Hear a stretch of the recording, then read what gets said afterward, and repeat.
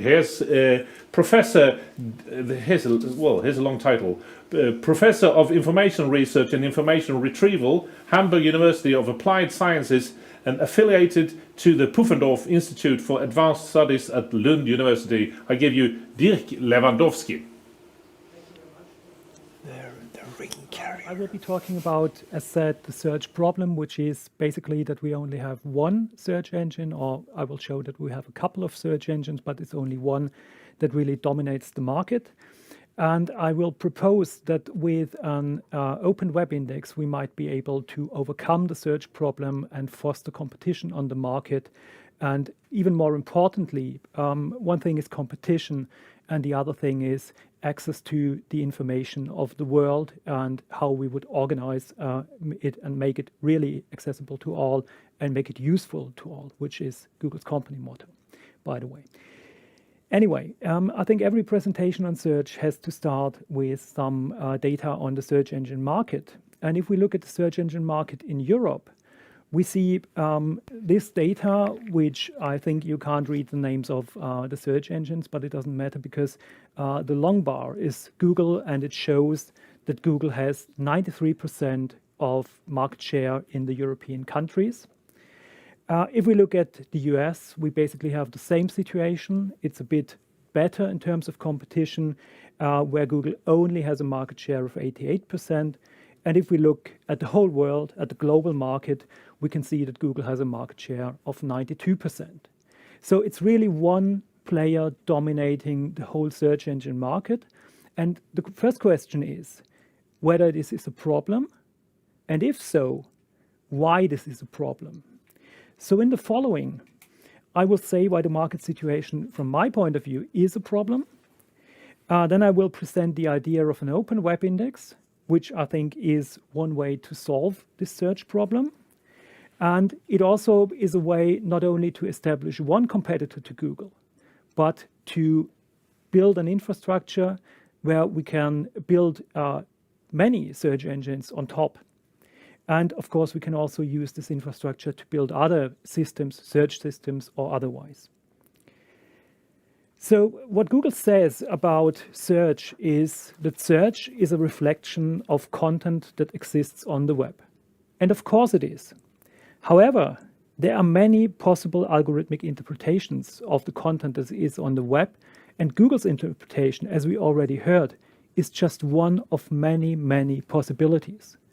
The problem being, we as users can't see from the results how this interpretation works, and we just have the results. We can't see all the results. We see the top results, we choose from them, and we base our decisions on these results. And these decisions, well, are often trivial, and it's about looking up facts, it's about looking up websites. But on the other hand, we search for information to base really important decisions upon, which for instance is decisions on whom to vote for, or when we search for health information, what kind of treatment to get. I mean, there's the saying of Dr. Google, because people usually consult Google before they consult their doctor. So the problem here is that Google, as a commercial company, decides what we get to see and what information we build our decisions on. And to put that into relation in terms of numbers, we already heard in the first talk that Google, how many queries Google serves per second. So I would like to say that number for the whole year, and this is 2 trillion queries. And if you ask yourself what a trillion is, it's a very large number, and that's basically it. It's unimaginable how many queries they serve and what decisions are based on what Google gives back as results. So a misunderstanding in the discussions about search results is that there's one correct set of results or one correct form of ranking the results. We already heard that, well, there are the frictions of relevance, the points where we see that something goes wrong and we have a disturbing result or whatever. But it is not a matter of just improving the search engine in terms of, well, bringing it nearer to the perfect results. There is no such thing as a perfect result set. And therefore, to release us from only one of many possible algorithmic interpretations of the content of the web, we need more search engines. And now that we established that we need more search engines, let's see how this challenge has been approached so far. So the problem is largely agreed upon, but different solutions have been proposed. And here are the four most popular, I would say. So the first solution, or might be solution, is to leave it to the market. Anyhow, the problem is that at least what we saw in the last 15 years or so, there is no change within the market. So Google dominates this market and no real competitor has shown up, with one exception, which is Microsoft's Bing. And what Microsoft did is they put billions of dollars into developing and establishing Bing, but with the result that they only got a market share of 3% in Europe and 6% in the US. So search engines are still, for most people, equated with Google search. Then the next two proposed solutions supporting competing companies, the French approach 15 years ago, or establishing a public search engine like proposed by the Australian Green Party last year, basically say we have to establish one other search engine as a competitor to Google, either through subsidizing a company who will build it, or to build a publicly funded public search engine. The problem with these approaches is that first, you only build one alternative. So the question here is, would the situation be any better if we had another competitor? Of course it would, but it would be just one. What I will be proposing in a minute is a solution that would make thousands of different search engines possible and also other services as said. Another drawback of the approach to establish just one competitor is that search engines can fail for multiple reasons. So maybe you build the best search engine in the world, but your marketing is very bad, so nobody will use it, and you will fail for that reason. And then all the effort is gone. So the situation is the same as before. That leaves us with the fourth solution, which is building an open web index. In the following, I will show why I think the idea of an open web index is superior to the approaches I just mentioned. To understand what distinguishes this idea from the other proposed solutions, we have to at least briefly look in how a search engine operates. So on the slide, you see the classic diagram, which is the basic architecture of a search engine. From the left to the right, we have the World Wide Web with all the data and contents of it. And then the search engine starts with crawling these pages. So they try to find everything on the web and put it into a database, which is here called the local store. And we can think of it as a copy of the web.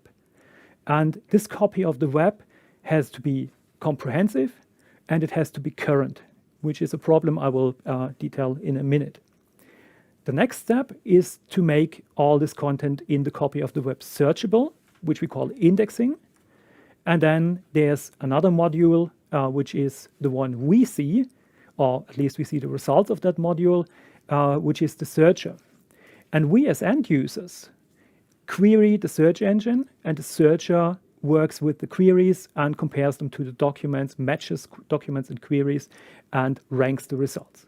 That's basically what we see from a search engine, what we understand from it. But key to developing a search engine is having the index. And you can see here, again, a number in the trillions. This time even 130 trillion is the number of URLs that Google knows. So you can imagine how big such an index has to be. It's numbers we can't even imagine, and it is a real technical and a huge financial effort to build such an index. As said, No company has an index comparable to Google's. Even Microsoft's is way smaller, even though, as I said, they put billions into establishing their search engine. So the idea here is that we build the index, the database of websites, the copy of the web as a public infrastructure, while the services built on top of the index can be non-commercial, they can be commercial. You can do whatever you want with the data because you have access to this index. You're free to use it. You don't have to build your own index before you can even start building a search engine. You can build your search engine on top of this index. So to go a bit into the architecture of such an index, very much simplified. On the bottom of the slide, you can see the same process again. We have the World Wide Web. We have now a crawler from the Open Web Index crawling it, putting the data into the Open Web Index. And then you have some pre-processing steps. And the important part is where you see the blue line. The blue line separates what the index is, what the public infrastructure is, from the services. So same as in the first figure, you can see on the top, users query a service, and the service gets data from the index, and every service can do their own ranking. They can do with the data whatever they want. And this allows for establishing multiple services on top of the same index. So services use the same data, but can build completely different services on top of that. I would like to go very briefly into the possible applications.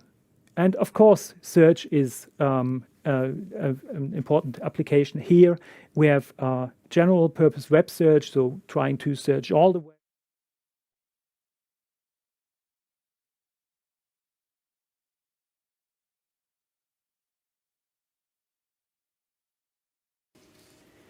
But there's much more to the approach of the Open Web Index. You cannot only build search on top of it, but also you can use it for science and research, to use the data for that. You can do commercial data analysis. And of course, we're talking here about artificial intelligence. So for artificial intelligence, you need vast data sets that you can use for learning. And what better data could you have than data from the web and have data web scale? And last but not least, I would like to stress that also combining the data from the web with proprietary data would allow for completely new applications. So as we can see here, and these were just a few examples, we can see that web search may be the most important application of this Open Web Index. But it is only one possible applications from a real vast set of other applications that would be possible if we had this index. So I'd like to conclude by summing up. The vision here is to build a public library of the web. So we have all the data from the web and we make it public for everyone to use, not having one commercial company having all the data and deciding what we see from it. Then we have the technical idea, which is to separate the index from the services that are built on top of that index. And an important distinction is public versus private. So the index should be public, but the services can be proprietary. They can also be non-commercial, whatever. So everybody should profit from the index, whether commercial applications or others. Thank you.